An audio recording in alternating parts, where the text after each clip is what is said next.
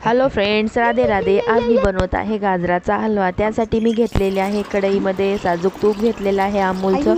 हेच वापरा, हे चांगलं असतं। त्यामध्ये काजू बदाम तळून घेतलेले आहेत आपण। हे पहा, काढून घेऊया आणि नंतर बेदाणे घालूया कढईमध्ये। हे पण मस्तपैकी खरपूस तळून घ्यायचेत आपल्याला। त्यानंतर त्याच कढईमध्ये आपल्याला हे गाजराचा किस घालून घ्यायचा आहे।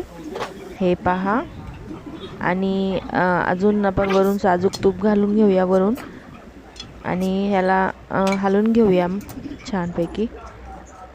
हे पहा, आणि त्यानंतर मी साखर टाकते।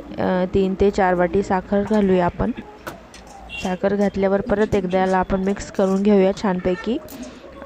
हे पहा, त्यानंतर मग हे आपण ड्रायफ्रूट सगळे तळलेले यामध्ये घालूया। हे पण आपण मिक्स करून घेऊया। हे पहा, आणि त्यानंतर आपण दूध ॲड करूया। दूध ॲड केल्यावर आपल्याला हे हलवून घ्यायचे आणि झाकून ठेवायचे थोड्या वेळासाठी। खूप सुंदर हलवा होतो हा, तुम्ही नक्की ट्राय करा। मी नेहमीच करते, पण आज व्हिडिओ तुम्हाला दाखवत आहे, तुमच्याशी शेअर करते। व्हिडिओ आवडल्यास लाईक करा,